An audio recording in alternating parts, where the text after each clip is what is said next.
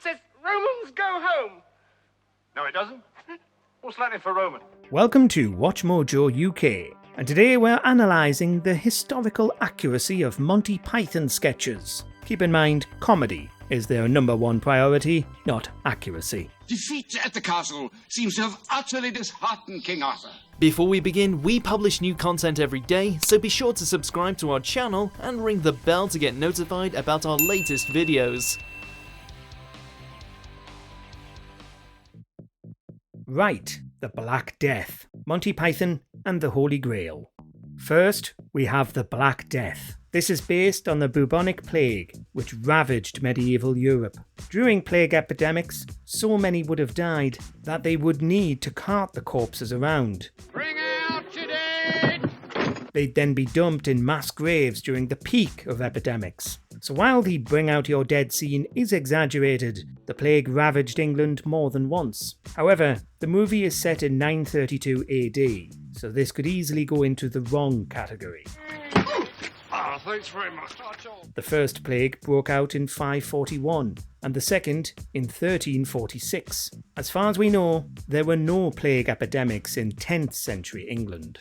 Who's that then? I don't know. Must be a king. Why? He hasn't got shit all over him. Wrong. Anarcho-syndicalist peasant, Monty Python and the Holy Grail.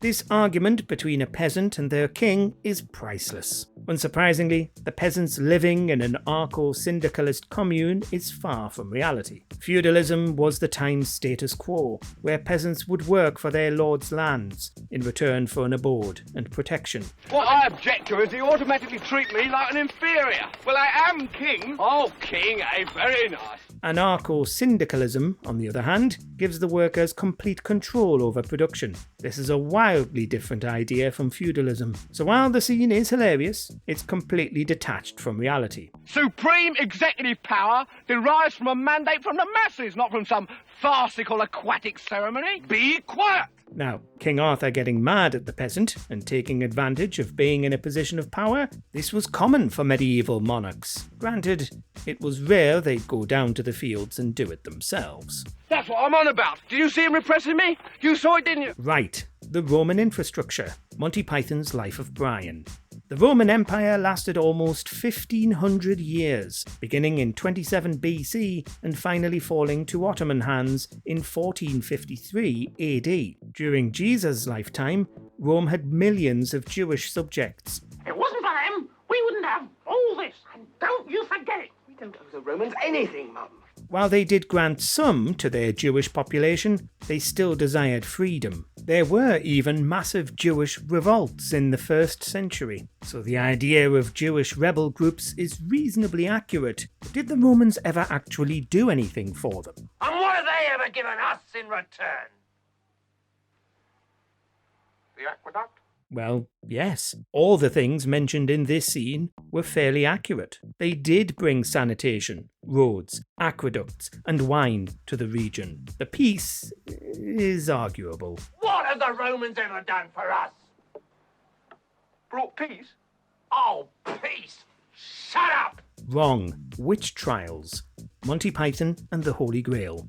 Witch trials were a real phenomenon, which were as dark as they were bizarre. Between 40,000 and 60,000 were killed by this craze. They had some pretty stupid ways to test for witches, which weren't far from how they're portrayed in Holy Grail, so they're accurate in this sense. On the other hand, witch trials weren't a thing until at least the 15th century. If she weighs the same as a duck,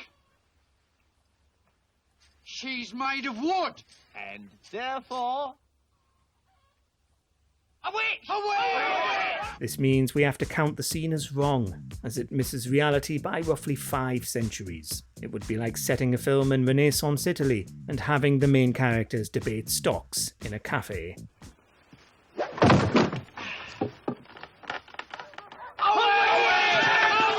Right, Roman centurion grammar corrections. Monty Python's Life of Brian. The Roman Empire was incredibly diverse, with countless languages spoken under its rule. During Jesus' time, Latin was the military's primary language. Superior officers and commanders needed to know advanced Latin. Hence, this makes the hilarious grammar scene in Life of Brian surprisingly accurate. What's this then?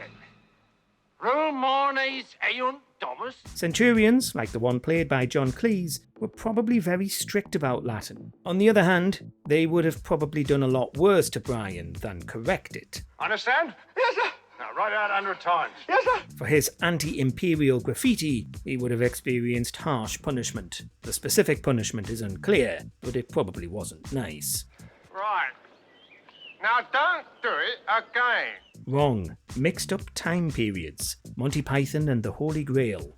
Holy Grail does a poor job of sticking to one specific era. The Middle Ages lasted 1,000 years, which we split into 3 periods: early, high, and late. Tales of King Arthur likely happened in the early period, shortly after Rome abandoned Britain. I have to push the Pramalot.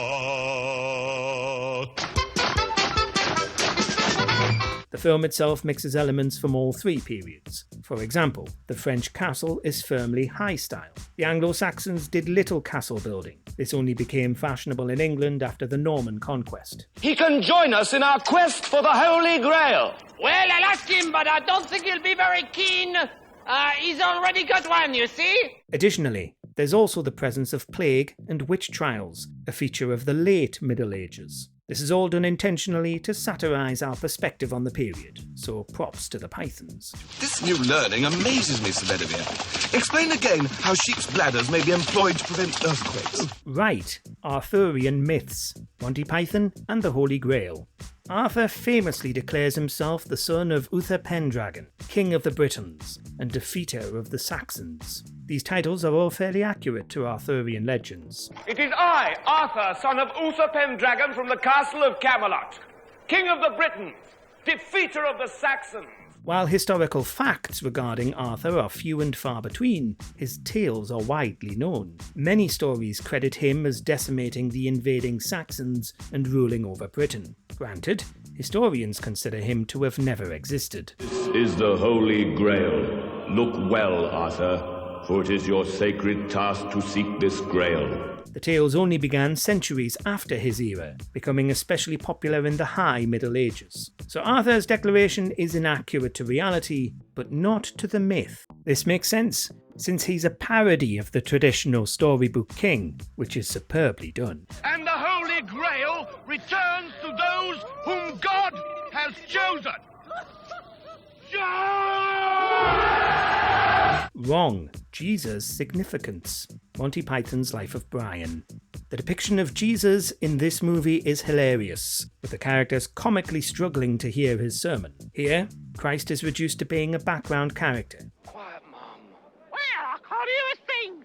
He feels more like a local celebrity than the religious figure he was. This was an intentional decision, since the film is satirising religious institutions and fanaticism rather than Jesus himself. Still, in reality, Jesus was a pivotal figure in Judea. They probably wouldn't have spoken of him as casually as the Pythons. For example, the whole leper interaction is priceless, but ridiculous. Jesus did, sir. I was hopping along, minding my own business. All of a sudden, up he comes, cures me. Elevating Jesus to his actual significance would have discounted Brian's rise to Messiah, so the decision makes total sense. It's just not accurate. I'm not the Messiah. I say you are, Lord, and I should know I followed a few. Right, Padam, Monty Python and the Holy Grail. The Black Knight gave us one of the most quotable scenes in cinematic history. Well, it's surprisingly quite accurate. Not to the flesh wound part, knights struggled with having their limbs chopped off as much as the next person. His defending a bridge is the accurate part. None shall pass. What? None shall pass. This was called pas d'armes, or passage of arms. This rose during the 14th century, and saw knights defend a popular spot. To pass, you would have to fight and win, so the Black Knight scene is more accurate than you'd expect. So be it. Granted, It could also be considered a thing gotten wrong though, since they weren't popular until centuries after Holy Grail's setting. Wrong. Crucifixion. Monty Python's Life of Brian. Crucifixion is one of history's most abhorrent punishments. Being nailed to a cross for days until death is a savage practice. Throughout the whole of Life of Brian, it's mainly something to laugh about. Hey, what are you doing? It's not my cross. Shut up, get on with it now. Characters say it's not all bad, on account of the fresh air. Even right at the end, they're fairly nonchalant about it, with some victims demanding a Jewish-only crucifixion zone. I'm a Samaritan! A Samaritan? This is supposed to be a Jewish section.